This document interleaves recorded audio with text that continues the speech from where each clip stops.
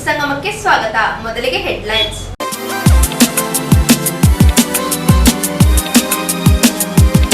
ಕುಶಾಲನಗರ ತಾಲೂಕಿನ ಹೆಬ್ಬಾಲೆ ಸಮೀಪದ ಹಳೆಗೋಟೆ ಸರ್ಕಾರಿ ಶಾಲೆಯ ವಿದ್ಯಾರ್ಥಿಗಳಿಗೆ ರೈತ ಸಂಘಟನೆಯ ಜಿಲ್ಲಾಧ್ಯಕ್ಷರಾದ ಶರತ್ ಕುಮಾರ್ ಅವರು ಉಚಿತವಾಗಿ ಕೊಡೆಗಳನ್ನು ನೀಡಿದ್ದಾರೆ.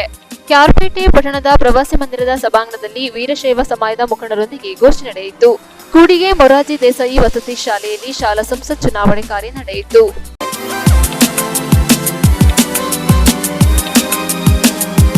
ಕುಶಾಲನಗರ ತಾಲೂಕಿನ ಕೂಡಿಗೆ ಮೊರಾರ್ಜಿ ದೇಸಾಯಿ ವಸತಿ ಶಾಲೆಯಲ್ಲಿ ಶಾಲಾ ಸಂಸತ್ತು ಚುನಾವಣೆ ನಡೆಯಿತು. ಕೂಡಿಗೆಯ ಮೊರಾರ್ಜಿ ವಸತಿ ದೇಸಾಯಿ ಶಾಲೆಯಲ್ಲಿ ಶಾಲಾ ಸಂಸತ್ ಚುನಾವಣೆಯ ಕಾವು ಕಂಡುಬಂತು. ಚುನಾವಣೆಯ ಪ್ರಕ್ರಿಯೆಯಂತೆ ಮೊದಲಿಗೆ ನಾಮಪತ್ರ ಸಲ್ಲಿಸಿದ ವಿದ್ಯಾರ್ಥಿಗಳ ಹೆಸರನ್ನ ನೋಂದಾಯಿಸಿಕೊಳ್ಳಲಾಯಿತು. ನಾಮಪತ್ರಗಳ ಪರಿಶೀಲನಾ ಕಾರ್ಯ ನಡೆದು ಅಭ್ಯರ್ಥಿಗಳಿಗೆಲ್ಲ ಚಿಹ್ನೆ ನೀಡಲಾಯಿತು. ಮತ ನೀಡಿ ಗೆಲ್ಲಿಸಿದರೆ ಶಾಲಾ ಅಭಿವೃದ್ಧಿಗೆ ಶ್ರಮವಹಿಸುವ ಭರವಸೆಯೊಂದಿಗೆ ಚುನಾವಣಾ ಪ್ರಚಾರ ಕೈಗೊಂಡ ಅಭ್ಯರ್ಥಿಗಳು ಮತದಾರರ ಮನವೊಲಿಸುವ ದೃಶ್ಯ ಕಂಡುಬಂತು. ಬಾಲಕ ಬಾಲಕಿಯರು ತಮ್ಮ ಸ್ನೇಹಿತ ಅಭ್ಯರ್ಥಿಗಳನ್ನ ಗೆಲ್ಲಿಸಿಕೊಳ್ಳುವ ನಿಟ್ಟಿನಲ್ಲಿ ಮತಯಾಚಿಸಿದರು. ಚುನಾವಣಾ ದಿನದಂದು ವಿದ್ಯಾರ್ಥಿಗಳು ಸರತಿ ಸಾಲಿನಲ್ಲಿ ನಿಂತು ಶಾಲಾ ಗುರುತಿನ ಚೀಟಿನ ತೋರಿಸುವ ಮೂಲಕ ಮತದಾನ ಚೀಟಿ ಪಡೆದು ಅಭ್ಯರ್ಥಿಗಳಿಗೆ ಮತ ಚಲಾಯಿಸಿದರು. ಚುನಾವಣಾ ಮೇಲಧಿಕಾರಿಯಾಗಿ ಶಾಲಾ ಪ್ರಾಂಶುಪಾಲರಾದ ಕೆ ಪ್ರಕಾಶ್ ಮಾತನಾಡಿ, ಇಲಾಖೆ ನಿಯಮದಂತೆ ಸಂಸದ ರಚನೆ ನಡೆಯಲಿದೆ. ಸಂವಿಧಾನ ಆಶಯದಂತೆ ಚುನಾವಣೆ ಹೇಗೆ ಮತ್ತು ಏಕೆ ನಡೆಯುತ್ತದೆ, ಆಯ್ಕೆಯಾದ ಸದಸ್ಯರು ಮಾಡಬೇಕಾದ ಕರ್ತವ್ಯ, ಹಕ್ಕು, ಬಾಧ್ಯತೆಗಳ ಬಗ್ಗೆ ಶಾಲೆಯಲ್ಲಿ ಜಾಗೃತಿ ಮೂಡಿಸಬೇಕಾಗುತ್ತದೆ ಹಾಗೂ ಚುನಾವಣೆಯ ಪ್ರಜಾಪ್ರಭುತ್ವದ ವ್ಯವಸ್ಥೆಯ ಮಹತ್ವಪೂರ್ಣ ಅಂಶವಾಗಿದೆ. ಹಾಗಾಗಿ ಉತ್ತಮ ಅಭ್ಯರ್ಥಿಗಳಿಗೆ ತಮ್ಮ ಮತವನ್ನ ಚಲಾಯಿಸುವುದರ ಜೊತೆಗೆ ಗೌಪ್ಯತೆಯಿಂದ ಕಾಯ್ದುಕೊಳ್ಳುವಂತೆ ತಿಳಿಸಿದರು. ಚುನಾವಣಾ ಅಧಿಕಾರಿಗಳಾಗಿ ಕಾರ್ಯನಿರ್ವಹಿಸಿದ ಶಿಕ್ಷಕ ನಾಗೇಂದ್ರ ಶಾಲೆಯ ಮೂಲಭೂತ ಸಮಸ್ಯೆಗಳ ಬಗ್ಗೆ ಗಮನ ಹರಿಸಿ ಹಾಗೂ ಸಮಸ್ಯೆ ಪರಿಹಾರಕ್ಕೆ ಮುನ್ನುಡಿಯಾಗಿ ಸೇವೆ ಸಲ್ಲಿಸಬೇಕೆಂದು ಹೇಳಿದರು. ಚುನಾವಣಾ ಸಹಾಯಕರಾಗಿ ಮೀನಾ ಕಾರ್ಯನಿರ್ವಹಿಸಿದರು. ಇದರೊಂದಿಗೆ ಶಾಲಾ ಶಿಕ್ಷಕ ದಿನೇಶಾಚಾರಿ, ಜಗದೀಶ್, ಮಂಜು, ಚಿದಂಬರ, ಹರಿಣಾಕ್ಷಿ, ಆಶಿಫ್, ತ್ರಿವೇಣಿ, ಕವಿತಾ, ಪಾರ್ವತಿ ಹಾಜರಿದ್ದರು. ನ್ಯೂಸ್ ಸಂಗಮಕ್ಕಾಗಿ ಓಂ ಶಿಹಾನಿ, ಕುಶಾಲನಗರ. ಕುಶಾಲನಗರ ಸರ್ಕಾರಿ ಪದವಿ ಪೂರ್ವ ಕಾಲೇಜಿನ ಪ್ರೌಢಶಾಲಾ ವಿಭಾಗದಲ್ಲಿ ಎನ್ಎಸ್ಎಸ್ ಕಾರ್ಯಚಟುವಟಿಕೆ ಕುರಿತು ಕಾರ್ಯಾಗಾರ ಹಮ್ಮಿಕೊಳ್ಳಲಾಗಿತ್ತು. ರಾಷ್ಟ್ರೀಯ ಸೇವೆ ಯೋಜನೆಯು ವಿದ್ಯಾರ್ಥಿಗಳು ಹಾಗೂ ಯುವ ಜನಾಂಗದಲ್ಲಿ ಪರಿಶ್ರಮದ ಜೀವನದ ಮಹತ್ವ ತಿಳಿಯಪಡಿಸುವುದರೊಂದಿಗೆ ಹೊಸ ಅರಿವನ್ನು ಪಡೆಯುತ್ತಾ ಸೇವಾ ಮನೋಭಾವ ಬೆಳೆಸುತ್ತಾ ಜಾತಿ ಮತ ಭೇದವಿಲ್ಲದೆ ಒಂದೇ ಕುಟುಂಬದ ಸದಸ್ಯರಂತೆ ಬಾಳಿ ಬದುಕಲು ಕಲಿಸುವ ಎನ್ಎಸ್ಎಸ್ ಚಟುವಟಿಕೆಗಳು ಜೀವನದ ನೈಜ ಪಾಠ ಕಲಿಸುತ್ತವೆ ಎಂದು ರಾಜ್ಯ ಎನ್ಎಸ್ಎಸ್ ಅಧಿಕಾರಿ ಪ್ರತಾಪ್ ಲಿಂಗಯ್ಯ ಹೇಳಿದರು. ಕೊಡಗು ಜಿಲ್ಲಾ ಪಂಚಾಯತ್ ಶಾಲಾ ಶಿಕ್ಷಣ ಇಲಾಖೆ ಹಾಗೂ ಮೈಸೂರು ವಿಶ್ವವಿದ್ಯಾಲಯ ರಾಷ್ಟ್ರೀಯ ಸೇವಾ ಯೋಜನೆ ಹಾಗೂ ಬೆಂಗಳೂರಿನ ನಿಮ್ಹಾನ್ಸ್ ಆಸ್ಪತ್ರೆಯ ಸಹಯೋಗದೊಂದಿಗೆ ಕೊಡಗು ಜಿಲ್ಲಾ ಪ್ರೌಢಶಾಲಾ ಮುಖ್ಯ ಶಿಕ್ಷಕರು ಹಾಗೂ ಎನ್ಎಸ್ಎಸ್ ಕಾರ್ಯಕ್ರಮ ಅಧಿಕಾರಿಗಳಿಂದ ಶನಿವಾರ ಕುಶಾಲನಗರ ಸರ್ಕಾರಿ ಪದವಿ ಪೂರ್ವ ಕಾಲೇಜಿನ ಪ್ರೌಢಶಾಲಾ ವಿಭಾಗದಲ್ಲಿ ಎನ್ಎಸ್ಎಸ್ ಕಾರ್ಯಚಟುವಟಿಕೆಗಳು ಹಾಗೂ ಜೀವನ ಕೌಶಲ್ಯಗಳು ಕುರಿತು ಏರ್ಪಡಿಸಿದ ಒಂದು ದಿನದ ಕಾರ್ಯಾಗಾರವನ್ನು ಉದ್ಘಾಟಿಸಿ ಮಾತನಾಡಿದ ಅವರು, ಯುವ ಸಮುದಾಯದಲ್ಲಿ ರಾಷ್ಟ್ರೀಯ ಭಾವೈಕ್ಯತೆ ಬೆಳೆಸಲು ಎನ್ಎಸ್ಎಸ್ ಚಟುವಟಿಕೆಗಳು ಸಹಕಾರಿಯಾಗಿವೆ ಎಂದರು. ದೇಶದಲ್ಲಿ ಮಹಾತ್ಮ ಗಾಂಧಿಯವರ ರಾಮರಾಜ್ಯದ ಕನಸನ್ನು ನನಸು ಮಾಡುವ ದಿಸೆಯಲ್ಲಿ 1964ರಲ್ಲಿ ಆರಂಭಗೊಂಡ ಎನ್ಎಸ್ಎಸ್ ಸೇವೆಯಲ್ಲಿ ಪ್ರಸ್ತುತ 45 ಲಕ್ಷ ಮಂದಿ ಸ್ವಯಂ ಸೇವಕರು ಸೇವೆ ಸಲ್ಲಿಸುತ್ತಿದ್ದು, ಈ ಸಂಖ್ಯೆಯಲ್ಲಿ 1 ಕೋಟಿಯಷ್ಟು ಸ್ವಯಂ ಸೇವಕರನ್ನು ತಲುಪಲು ಗುರಿ ಹೊಂದಲಾಗಿದೆ. ರಾಜ್ಯದಲ್ಲಿ ಪದವಿ ಪೂರ್ವ ಹಾಗೂ ಪದವಿ ಮಾದರಿಯಲ್ಲಿ ಪ್ರೌಢಶಾಲೆಗಳನ್ನು ಎನ್ಎಸ್ಎಸ್ ಘಟಕದ ಆರಂಭಿಸುವ ಮೂಲಕ ವಿದ್ಯಾರ್ಥಿಗಳು ತಮ್ಮಲ್ಲಿ ಸೇವಾ ಮನೋಭಾವ ಬೆಳೆಸಿಕೊಳ್ಳಲು ಸೂಕ್ತ ಮಾರ್ಗದರ್ಶನ ಮತ್ತು ತರಬೇತಿ ನೀಡಲಾಗುತ್ತಿದೆ ಎಂದರು. ಯುವ ಸಮುದಾಯದಲ್ಲಿ ಉತ್ತಮ ವ್ಯಕ್ತಿತ್ವ, ನಾಯಕತ್ವ, ಮೌಲ್ಯಾಧಾರಿತ ಜೀವನ ಕೌಶಲ್ಯಗಳನ್ನು ಬೆಳೆಸುವ ಮೂಲಕ ಅವರನ್ನು ಉತ್ತಮ ಸಪ್ರಜ್ಞೆಗಳನ್ನಾಗಿ ರೂಪಿಸಲು ಇದೀಗ ಎನ್ಎಸ್ಎಸ್ ಮೂಲಕ ಜೀವನ ಕೌಶಲ ತರಬೇತಿ ನೀಡಲಾಗುತ್ತಿದೆ ಎಂದು ಪ್ರತಾಪ್ ಲಿಂಗಯ್ಯ ಹೇಳಿದರು. ವಿದ್ಯಾರ್ಥಿಗಳು ಹಾಗೂ ಯುವ ಸಮುದಾಯದಲ್ಲಿ ತಮ್ಮ ಭಾವನೆಗಳಿಗೆ ಪೂರಕವಾಗಿ ಅವರ ಮಾನಸಿಕ ಒತ್ತಡಗಳನ್ನು ನಿವಾರಿಸಿ ಅವರಲ್ಲಿ ಉತ್ತಮ ಜೀವನ ಕೌಶಲ್ಯಗಳನ್ನು ಬೆಳೆಸಲು ಯುವ ಸ್ಪಂದನ ಕಾರ್ಯಕ್ರಮದ ಸಹಕಾರಿಯಾಗಿದೆ ಎಂದರು. ಪ್ರಾಸ್ತಾವಿಕವಾಗಿ ಮಾತನಾಡಿದ ಜಿಲ್ಲಾ ಎನ್ಎಸ್ಎಸ್ ಅಧಿಕಾರಿ ಡಾಕ್ಟರ್ ಸದಾಶಿವಯ್ಯ, ಜಿಲ್ಲೆಯ 20 ಸರ್ಕಾರಿ ಪ್ರೌಢಶಾಲೆಗಳಲ್ಲಿ ಇರುವ ಎನ್ಎಸ್ಎಸ್ ಘಟಕಗಳ ವತಿಯಿಂದ ಕೈಗೊಳ್ಳಲಾಗುತ್ತಿರುವ ಕಾರ್ಯಚಟುವಟಿಕೆಗಳು ಹಾಗೂ ಸೇವಾ ಕಾರ್ಯಗಳ ಕುರಿತು ಮಾಹಿತಿ ನೀಡಿದರು. ಕೂಡಮಗಳೂರು ಸರ್ಕಾರಿ ಪ್ರೌಢಶಾಲಾ ಮುಖ್ಯ ಶಿಕ್ಷಕ ಟಿಜಿ ಪ್ರೇಮ್ಕುಮಾರ್ ಎನ್ಎಸ್ಎಸ್ ಘಟಕದ ಮೂಲಕ ಅಕಾಲಿಕವಾಗಿ ಹಾಗೂ ಪೂರ್ವಿಕವಾಗಿ ಹಮ್ಮಿಕೊಳ್ಳಬಹುದಾದ ಸಮುದಾಯ ಚಟುವಟಿಕೆಗಳ ಕುರಿತು ಮಾಹಿತಿ ನೀಡಿದರು. ಪ್ರೌಢಶಾಲಾ ವಿಭಾಗದ ಪ್ರಭಾರ ಉಪ ಪ್ರಾಂಶುಪಾಲ ಎಂಸಿ ಮಂಜುನಾಥ್ ಅಧ್ಯತೆ ವಹಿಸಿದರು. ವಿರಾಜಪೇಟೆ ತಾಲೂಕು ದೈಹಿಕ ಪರಿವೀಕ್ಷಕ ಪಿವಿ ಗಾಯತ್ರಿ, ಸರ್ಕಾರಿ ಪದವಿ ಪೂರ್ವ ಕಾಲೇಜಿನ ಎನ್ಎಸ್ಎಸ್ ಅಧಿಕಾರಿ ಎಸ್ ನಂದೀಶ್, ಟಿಆರ್ಪಿಕೆ ಶಾಂತಕುಮಾರ್, ನಿವೃತ್ತ ಚಿತ್ರಕಲಾ ಶಿಕ್ಷಕ ನಾಗೇಶ್, ಪ್ರೌಢಶಾಲಾ ಮತ್ತು ಶಿಕ್ಷಕರು ಹಾಗೂ ಎನ್ಎಸ್ಎಸ್ ಕಾರ್ಯಕ್ರಮದ ಅಧಿಕಾರಿಗಳು ಇದ್ದರು. ಶಿಕ್ಷಕಿ ಬಿಬಿ ಹೇಮಲತಾ ನಿರ್ವಹಿಸಿದರು. ಶಿಕ್ಷಕಿ ಎಂಪಿ ರಶ್ಮಿ ವಂದಿಸಿದರು. ವಿದ್ಯಾರ್ಥಿನಿ ಪ್ರಗತಿ ಬಂಡಿಗೆರೆ ಗೀತೆಯನ್ನು ಹಾಡಿದರು. ಬೆಂಗಳೂರಿನ ನಿವನ್ಸ್ ಆಸ್ಪತ್ರೆಯ ಯುವ ಸ್ಪಂದನ ಹಾಗೂ ಕೌಶಲ್ಯ ಕಾರ್ಯಕ್ರಮದ ಹಿರಿಯ ಪ್ರಾಧ್ಯಾಪಕರು ಆದ ಪ್ರಧಾನ ಸಂಶೋಧಕ ಡಾಕ್ಟರ್ ಬಿಎಸ್ ಪ್ರದೀಪ್ ಅವರೊಂದಿಗೆ ನಿವನ್ಸ್ ಆಸ್ಪತ್ರೆಯ ಸಂಪನ್ಮೂಲ ವ್ಯಕ್ತಿಗಳಾದ ಆನಂದ್ ಮತ್ತು ನಾಗರಾಜ್ ವಿವಿಧ ಮ್ಯಾಂಡಲ್ಗಳನ್ನು ಬಳಸಿಕೊಂಡು ವಿವಿಧ ಅಭ್ಯಾಸಮಾತ್ಮಕ ಚಟುವಟಿಕೆಗಳು ಮೂಲಕ ಭಾವನಾತ್ಮಕ ಸನ್ನಿವೇಶಕ್ಕೆ ಪೂರಕವಾಗಿ ಚೌಕಟ್ಟು ನಿರ್ವಹಣೆ ಹಾಗೂ ಬಾಹ್ಯ ಒತ್ತಡವನ್ನು ನಿವಾರಣೆ ಮಾಡುವ ಕುರಿತು ಮಾಹಿತಿ ನೀಡಿದರು. ಬಾಲನಗರ ಸರ್ಕಾರಿ ಪದವಿ ಪೂರ್ವ ಕಾಲೇಜಿನ ಪ್ರೌಢಶಾಲಾ ವಿಭಾಗದಲ್ಲಿ ಎನ್ಸಿಸಿ ವತಿಯಿಂದ ಏರ್ಪಡಿಸಿದ ಜೀವನ ಕೌಶಲ್ಯ ಕುರಿತ ತರಬೇತಿಯನ್ನು ರಾಜ್ಯ ಎನ್ಸಿಸಿ ಅಧಿಕಾರಿ ಪ್ರತಾಪ್ ಲಿಂಗಯ್ಯ ಉದ್ಘಾಟಿಸಿದರು. ನಿವನ್ಸ್ ಆಸ್ಪತ್ರೆಯ ಹಿರಿಯ ಪ್ರಾಧ್ಯಾಪಕ ಡಾಕ್ಟರ್ ಬಿಎಸ್ ಪ್ರದೀಪ್, ಇನ್ಸಿಡೆನ್ಸ್ ಅಧಿಕಾರಿಗಳಾದ ಡಾಕ್ಟರ್ ಎಂಬಿ ಸುರೇಶ್, ಡಾಕ್ಟರ್ ಸಿದ್ದಶಿವಯ್ಯ, ಉಪ ಪ್ರಾಂಶುಪಾಲರಾದ ಎಂಸಿ ಮಂಜುನಾಥ್, ತಾಲೂಕು ದೈಹಿಕ ಪರಿವೀಕ್ಷಕಿ ಬಿಪಿ ಗಾಯತ್ರಿ ಇದ್ದಾರೆ. ನ್ಯೂಸ್ ಸಂಗಮಕ್ಕಾಗಿ ಡಾಕ್ಟರ್ ಎಚ್ಎಂ ರಘುಕೋಟಿ, ಕುಶಾಲನಗರ. ಕೆಆರ್ಪೇಟೆ ಪಟ್ಟಣದ ಪ್ರವಾಸಿ ಮಂದಿರದ ಆವರಣದಲ್ಲಿ ವೀರಶೈವ ಸಮಾಜದ ಮುಖಂಡರು ಹಾಗೂ ಪದಾಧಿಕಾರಿಗಳ ಸಭೆ ನಡೆಯಿತು.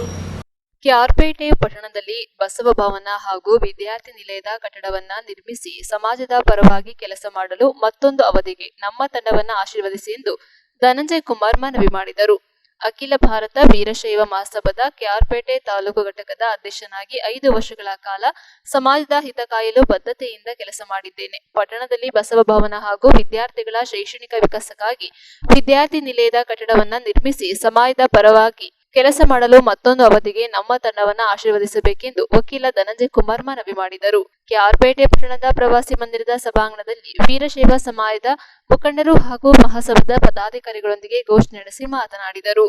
ಪ್ರಸ್ತುತ ನ್ಯಾಯಾಲಯದಲ್ಲಿರುವ ಬಸವ ಭವನ ಹಾಗೂ ವೀರಶೈವ ಸಮಾಜದ ವಿದ್ಯಾರ್ಥಿ ನಿಲಯದ ನಿವೇಶನವನ್ನ ಬಗೆಹರಿಸುವ ನಿಟ್ಟಿನಲ್ಲಿ ನ್ಯಾಯಾಲಯದಲ್ಲಿ ಸಮರ್ಥವಾಗಿ ವಾದ ಮಂಡಿಸುವ ಜೊತೆಗೆ ಈ ಹಿಂದಿನ ಮುಖ್ಯಮಂತ್ರಿಗಳಾದ ಬಿಎಸ್ ಯಡಿಯೂರಪ್ಪ ಮತ್ತು ಬಸವರಾಜ ಬೊಮ್ಮಾಯಿ ಅವರನ್ನ ಸಮಾಜದ ನಿಯೋಗದೊಂದಿಗೆ ಭೇಟಿ ಮಾಡಿ 2 ಕಟ್ಟಡಗಳ ನಿರ್ಮಾಣಕ್ಕೆ ವಿಶೇಷ ಅನುದಾನವನ್ನ ಬಿಡುಗಡೆ ಮಾಡಿಸಿ ತಂದಿದ್ದೇನೆ. ನಾನು ಮಾಡಿರುವ ಸಮಾಜಮುಖಿ ಕೆಲಸ ಕಾರ್ಯಗಳನ್ನು ಸಹಿಸದ ನನ್ನ ವಿರೋಧಿ ಗುಂಪಿನ ಮುಖಂಡರಾದ ಸಾಸಲು ಈರಪ್ಪ, ತೋಟಪ್ಪ ಶೆಟ್ಟಿ ಹಾಗೂ ಮಾಧವ ಪ್ರಸಾದ್ ಸ್ವಾರ್ಥ ಸಾಧನೆ ಮಾಡುತ್ತಾ ನನ್ನ ವಿರುದ್ಧ ಇಲ್ಲಸಲ್ಲದ ಆರೋಪ ಮಾಡುತ್ತಾ ಸಮಾಜದ ಬಂಧುಗಳನ್ನ ದಿಕ್ಕು ತಪ್ಪಿಸುವ ಕೆಲಸ ಮಾಡುತ್ತಿದ್ದಾರೆ.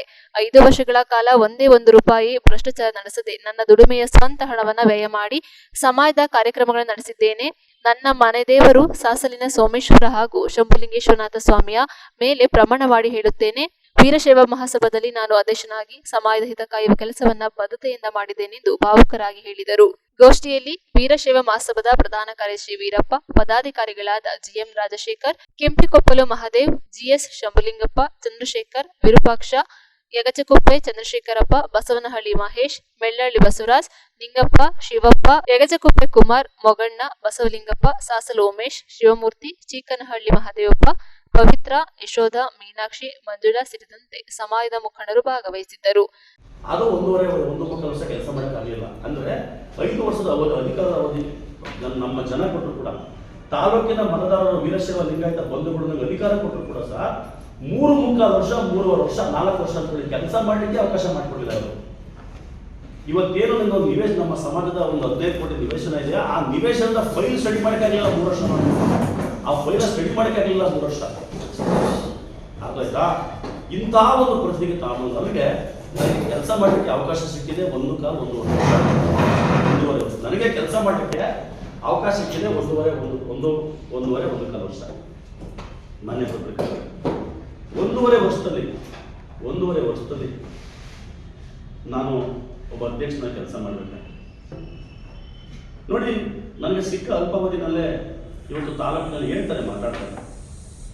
ತಾಲೂಕಿನ ಪ್ರತಿ ಗ್ರಾಮದ ಜನತೆಯ ಕಷ್ಟಗಳಿಗೆ ಸ್ಪಂದಿಸ್ತಕ್ಕಂಥ ಕೆಲಸವನ್ನು ಮಾಡಿದ್ದೀನಿ. ನೋಡಿ, ತೋಟಪ್ಪನವ್ರು ಹೇಳ್ತಾರೆ 2 ವಿಚಾರದ ಬಗ್ಗೆ, ಸೈಟಿನ ಬಗ್ಗೆ ಮಾತಾಡ್ತಾರೆ, ಮತ್ತೆ ಬಸವೇಶ್ವರ ಭವನ ಲಿಂಗಾಯತ ಭವನದ ಬಗ್ಗೆ ಮಾತಾಡ್ತಾರೆ. ಮೊನ್ನೆ ಪ್ರೆಸ್ ಮೀಟಲ್ಲಿ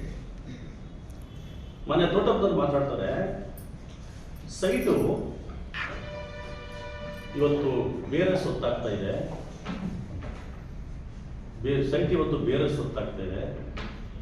ಹಾಗಾಗಿ ನಾವು ಯಾರು ಅಧ್ಯಕ್ಷ ಆಗೋದು ಬೇಡ, ಧನಂಜಯರು ಅಧ್ಯಕ್ಷ ಆಗೋದು ಬೇಡ, ಒಬ್ಬ ಒಳ್ಳೆ ವಿವೇಕವಂತನ ನಾವು ಅಧ್ಯಕ್ಷ ಮಾಡ್ಕೊಳ್ಳೋಣ ಅಂತಕ್ಕಂಥ ಮಾತನ್ನು ನಾವು ಹೇಳ್ತಾರೆ.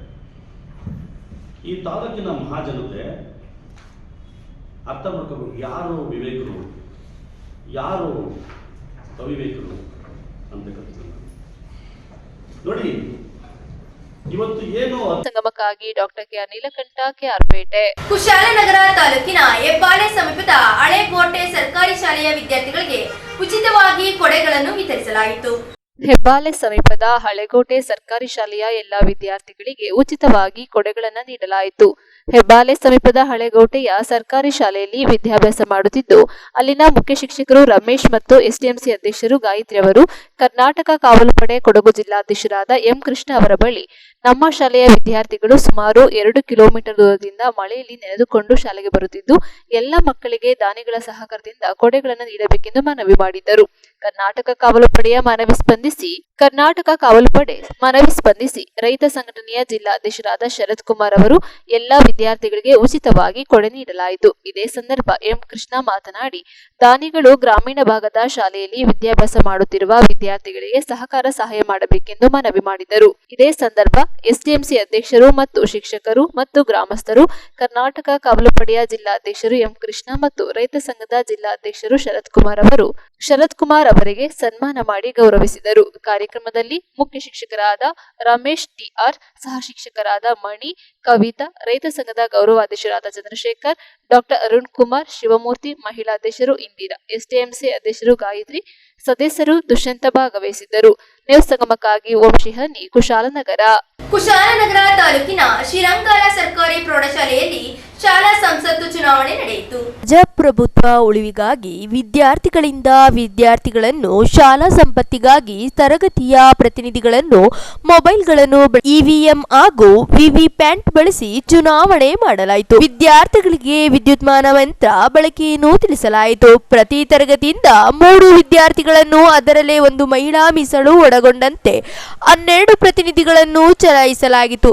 ಶಾಲಾ ಜವಾಬ್ದಾರಿಗಳನ್ನು ಓರ್ವ ಮುಖ್ಯಮಂತ್ರಿ, ಉಪಮುಖ್ಯಮಂತ್ರಿ, ಕ್ರೀಡಾ ಜವಾಬ್ದಾರಿಯನ್ನು ನಿರ್ವಹಿಸಲು ಕ್ರೀಡಾ ಮಂತ್ರಿ, ಬಿಸಿ ಊಟದ ನಿರ್ವಹಣೆಯಲ್ಲಿ ಸಹಕರಿಸಲು ಆರೋಗ್ಯ ಮಂತ್ರಿ ಹಾಗೂ ಆಹಾರ ಮಂತ್ರಿ, ಶಾಲಾ ರಕ್ಷಣೆಗೆ ಸಹಕರಿಸಲು ರಕ್ಷಣಾ ಮಂತ್ರಿ, ಪ್ರಾರ್ಥನಾ ಸಭೆಯಲ್ಲಿ ಸಹಕರಿಸಲು ವಾರ್ತಾ ಮಂತ್ರಿ, ಸಫಾಯಿ ಕೆಲಸದಲ್ಲಿ ಸಹಕರಿಸಲು ಸ್ವಚ್ಛತಾ ಮಂತ್ರಿ, ಹೀಗೆ ಶಾಲೆಯ ನಿರ್ವಹಣೆಯಲ್ಲಿ ಸಹಕರಿಸಲು ನೂತನ ಮಂತ್ರಿಮಂಡಲ ರಚಿಸಲಾಗುವುದು. ಈ ಪ್ರಕ್ರಿಯೆಯಲ್ಲಿ ಶಾಲಾ ಮುಖ್ಯ ಶಿಕ್ಷಕರಾದ ಲೋಕೇಶ್ ಆರ್ಡಿ ಹಾಗೂ ಶಾಲೆಯ ಎಲ್ಲ ಶಿಕ್ಷಣ ವೃಂದ ಉಪಸ್ಥಿತರಿದ್ದರು. ದಿನಾಂಕ 13 ಜುಲೈರಂದು ನೂತನ ಮಂತ್ರಿಮಂಡಲ ಪ್ರಮಾಣ ವಚನ ಸ್ವೀಕರಿಸಿದರು.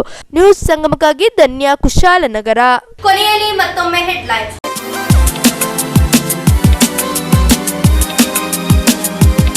ಕುಶಾಲನಗರ ತಾಲೂಕಿನ ಹೆಬ್ಬಾಲೆ ಸಮೀಪದ ಹಳೆಕೋಟೆ ಸರ್ಕಾರಿ ಶಾಲೆಯ ವಿದ್ಯಾರ್ಥಿಗಳಿಗೆ ರೈತ ಸಂಘಟನೆಯ ಜಿಲ್ಲಾಧ್ಯಕ್ಷರಾದ ಶರತ್ ಕುಮಾರ್ ಅವರು ಉಚಿತವಾಗಿ ಕೊಡೆಗಳನ್ನು ನೀಡಿದ್ದಾರೆ. ಕೆಆರ್ಪೇಟೆ ಪಟ್ಟಣದ ಪ್ರವಾಸಿ ಮಂದಿರದ ಸಭಾಂಗಣದಲ್ಲಿ ವೀರಶೈವ ಸಮಾಜದ ಮುಖಂಡರೊಂದಿಗೆ ಗೋಷ್ಠಿ ನಡೆಯಿತು. ಕೂಡಿಗೆ ಮೊರಾರ್ಜಿ ದೇಸಾಯಿ ವಸತಿ ಶಾಲೆಯಲ್ಲಿ ಶಾಲಾ ಸಂಸತ್ ಚುನಾವಣೆ ಕಾರ್ಯ ನಡೆಯಿತು.